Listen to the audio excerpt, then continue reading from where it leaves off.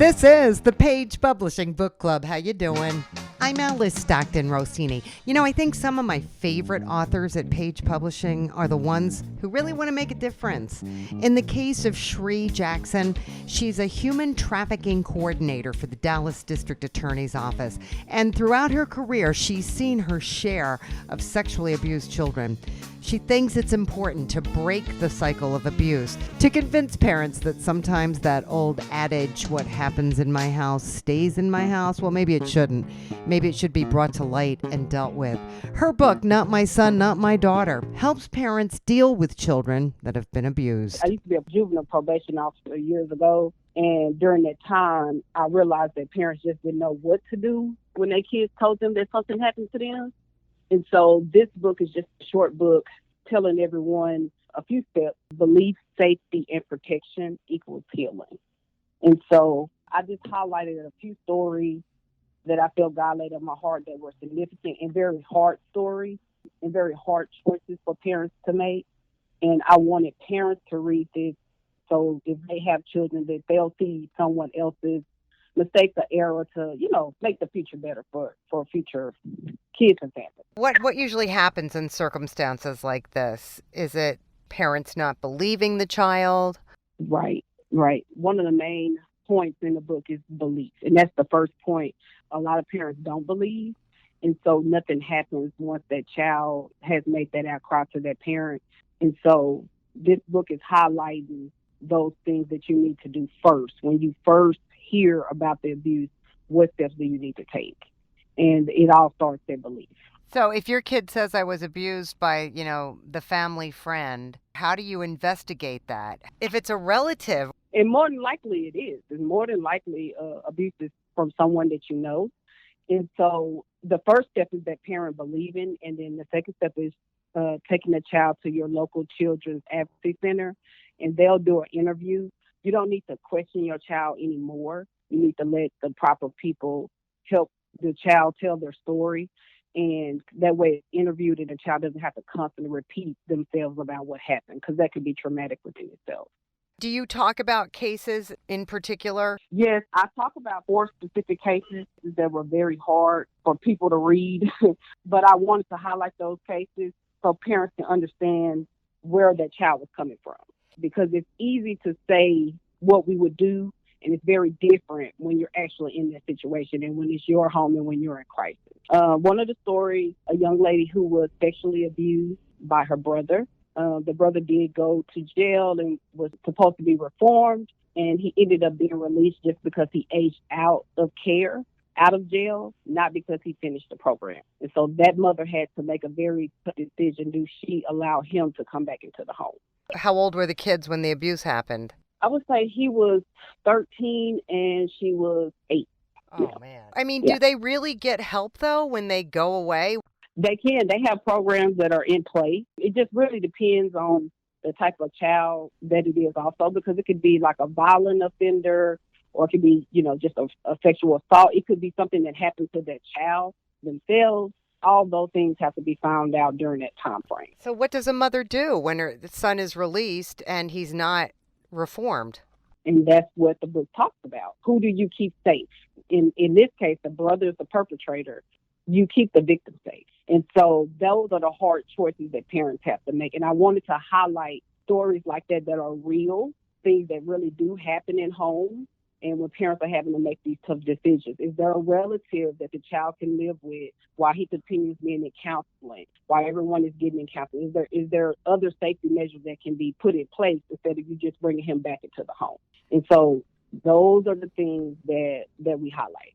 Is there ever a good outcome? It is. It is. This book talks about the good outcome, because even in the back of the book is a part where there are reflections and the kids are writing me letters telling me how I help, because a lot of times some parents, they just start fixing the child. Like they start putting them in counseling, they start doing all these different things, but they never address the issue. And that's a story that's in the book.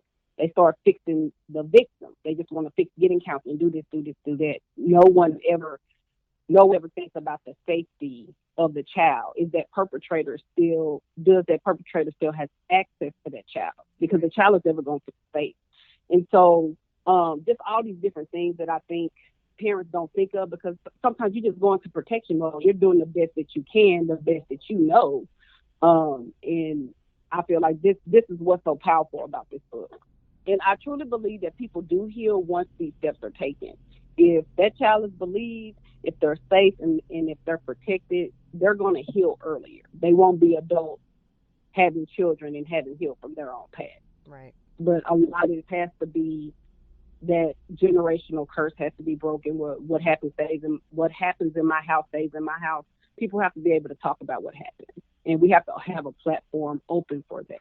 Right now, we're just sharing information on social media, which has been one of the biggest platforms that we've had, and we've done a few interviews via radio and phone, and so we're getting it started. It literally just came out, and I felt like this is a story that definitely needed to be told, and I felt like it would help change the world. Well, I hope it does, Sheree. Thank you. Switching gears here, Lisa Catano loved being an elementary school teacher, and her students inspired her book, Pickles and Mayonnaise, which is based on actual events that took place in her classroom. The main character, Caden Richards, is a typical fifth grade boy, always getting into trouble. And he feels that nothing is fair in his life.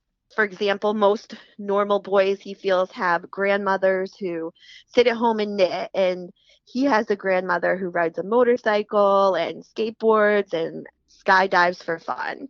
So, he thinks his family's crazy. He thinks his teachers are strange. He thinks one of them is a broom riding witch. He thinks another one is a mad scientist who's actually planning to take over the world.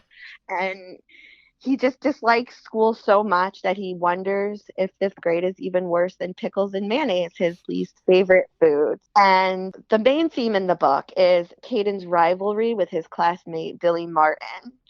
And the two boys are on the same basketball team, and they're both competing to be the captain. So they try to outdo each other on and off the basketball court. And they pull some pretty ridiculous and hilarious pranks on one another. And eventually the boys learn, though, to embrace their differences and work together in the end. They learn the importance of teamwork, good sportsmanship, friendship, and most importantly, always being kind even to people who are different. So there's a nice lesson to be learned. Yes. So before the pandemic, when I was just writing the book, I would read it as I wrote the chapters to my fifth graders. And it would be kind of like a fun lesson in the classroom. So I would share my book and I would have them write their own short stories. And even though mine's a chapter book, they would write short stories and develop characters. And I would read it to them and they couldn't stop laughing. I would actually have kids just falling out of their seats laughing, and they just enjoyed the story so much. But currently, it's been a little more of a challenge to get it out there. I was fortunate enough that Barnes and Noble have copies of it on their shelf in the Milford, Connecticut store. How did you do that? So I just contacted them and I asked them if I could do a book signing or maybe something virtually. And they said that unfortunately, due to the pandemic, they're not doing any book signings in person, maybe eventually something virtually, but that they would keep copies on their shelf. And so I actually showed up there and I was just like, hey, I'm the author. Do you think I can sign my book? And they were like, sure. So I signed it. I put it on the shelf. I posted on my social media page, my own personal account, and then like local groups about my book. And I've been getting some really good feedback. Some people from one of the groups I belong to, which is a neighborhood group, told me that they already picked up my book, and I've sent it out to teachers in the United States and Canada, fifth grade teachers, because I'm also a former teacher. So I sent it out in a teacher group and they read it to their class and they loved it. They wrote me some reviews. They were saying that it was riveting. It was all very relatable to their students, that their students would ask them every day to read another chapter because they couldn't wait to figure out or to find out what Caden would get into next. That's so good. That's good for you. You found a way to get it out there in spite of the pandemic. That's good for you. Thank you very much. It's been really a wonderful experience. I wanted to be a writer my whole life. I remember that ever since I was old enough to start to write, I would write stories. And actually, even before I could write, I would tell my mother what I wanted to write, and she would write it, and I would draw the pictures. So you're going to keep writing? I am. I'm debating whether or not to do a sequel to this book to get another story about Caden and Billy and their adventures. And maybe I will have that one out one day too. All right. I hope you do, Lisa. Thank you. An electrical engineer for 4 decades, Richard Murray Davis has always been interested in psychic phenomenon and alien encounters, but he can't stand the way the movies always portray aliens as the bad guys and the humans always winning. So he wrote a more realistic story. It's entitled Bear. Well, the title might be confusing to some people, Bear, B-E-A-R, and I have a 2-line aphorism in the front of the book which reads, "The bear climbed the tree and tore the hive apart to get the honey. The bees were an annoyance." The bees, of course, are the earthlings, and the bear are the aliens. And it kind of underscores the idea that this sci-fi is not your normal Hollywood version where the earthlings trounce the aliens in some war of the worlds. I tried to be more realistic. It's a sci-fi thriller about an alien race that is roaming the galaxy in search of red diamonds. And they discover a deposit of the diamonds at the bottom of the East China Sea, and they start mining them. To make it more interesting, I let the Earthlings get help from some psychics who are able to do what's called remote viewing. And they're able to describe things which are happening outside the range of our normal senses. And it's very interesting. The government actually had a program in remote viewing for a number of decades, and they closed it down, and it may still be going.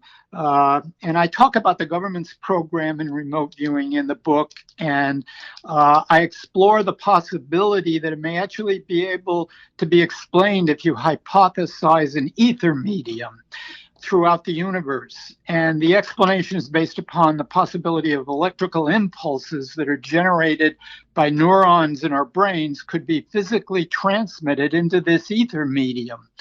And I did some research on ether, and I posted also on my website a 1,000-word essay reviewing the history of ether and its possible existence. It's really interesting. The website is richardmurraydavis.com.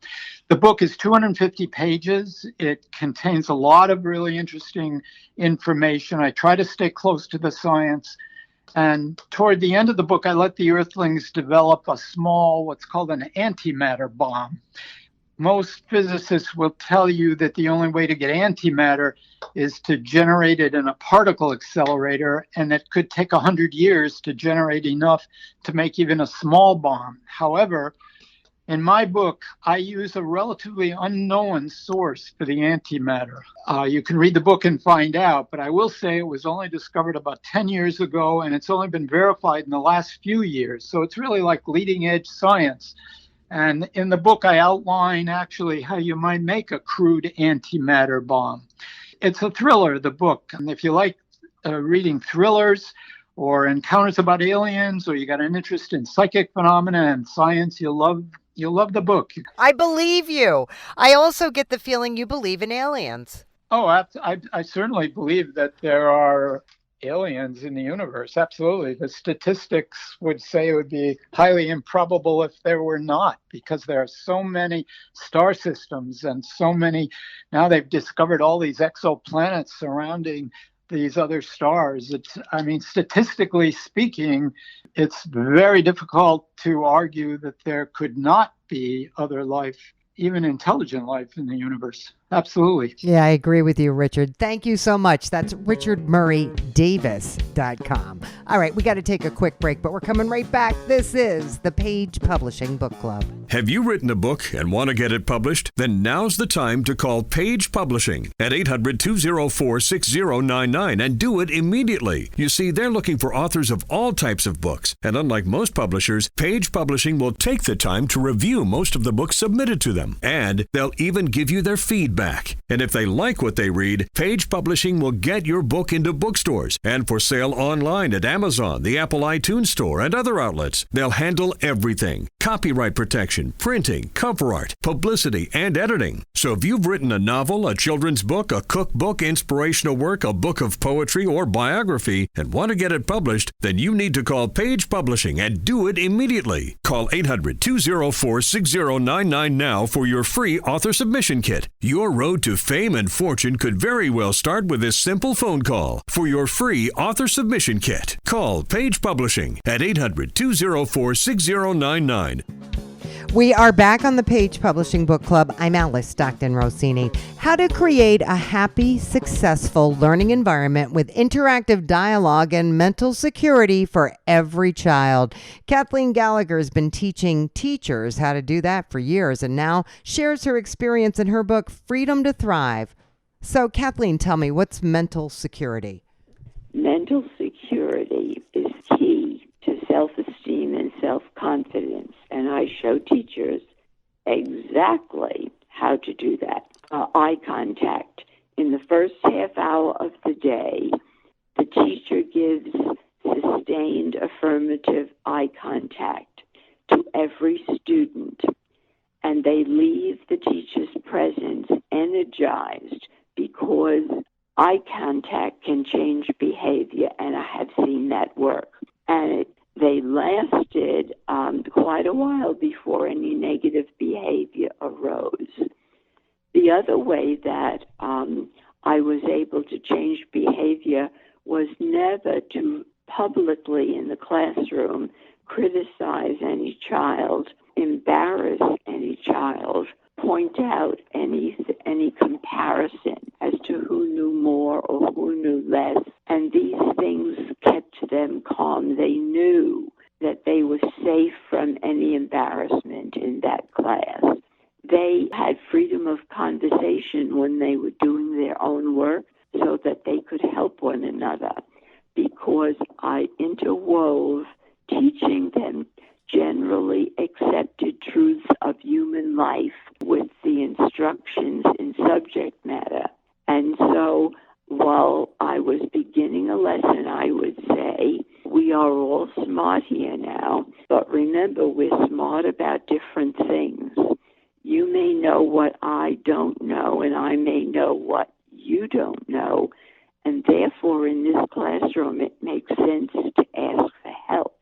It will be intelligent to help one another because we all know different things. We don't need to know everything, but we can learn a little bit every day. It's a small book, but every single thing they needed all day long is in there. How to do a reading group, how to do a math group, how to set up this workshop that the students would do, how to give them eye contact. We had a completely new way of looking at homework and looking at how to operate school system testing. We looked at a whole new way for reporting children's progress. We used a parent-teacher-pupil conference, and only that child was permitted to be with the parent or the guardian. We always started listing everything that we knew that was true about that student, affirming them, encouraging them. Then we spoke about where they needed some progress and how they might go about getting that progress. We also had reteaching sessions every day so they could constantly get individual help. You were part of a school system that used your method, right? Have you given them your book? Well, I did that for 20 years. After I retired from being a teacher and an administrator, I spent my time going across the country teaching teachers, huge groups of teachers, particularly throughout Utah, New York, throughout Texas. I do this over the phone. I do it via Zoom. I have sent books to places where I worked, to administrators and teachers that I worked with. And so the books are beginning to sell. We've even begun to get royalties. But I'm not interested in royalties. I'm interested in getting the book into the hands of anyone who works with children. Parents doing homeschooling, it works on every level. I used it in graduate school, in junior high. I used it in elementary school myself. So it's all lived experience. I did not have to do any research. My phone number and email number are in the book so that anyone who has the book can contact me. Man, Kathleen, I don't know anybody who does that. And for the record, listeners, this woman is 86 years old. Impressive, right? You go, Kathleen. 30 years of friendship filled with adventures sparked a story in Lawrence Diamond, who, despite being a full-time IT guy and an ordained minister, spent 3 years of his life working on his book, Incident at the Historical Museum. Well, the book is about these two best friends, Jason and Trevor. In the book, they meet in college. Trevor came rushing to Jason's aid when somebody was trying to pick on him and create some havoc for him. And from that point on, they became best friends. Jason works in security. So in the book, chapter 1 starts out with Jason getting screwed by his boss. He loses his job like within the first few lines of the book. And then Trevor tries to find a better position for him where he doesn't have to worry about that again in the future. So he hooks him up with this guy who has a security business that Jason can buy into. Trevor, on the other hand, he decodes secret messages from foreign powers for the FBI, CIA, and other government agencies. Trevor's dream job is to become an FBI field agent, and does become a field agent after going to Quantico. The Historical Museum is the main focus of the storyline. There's a drug operation going on there that's been going on for some time.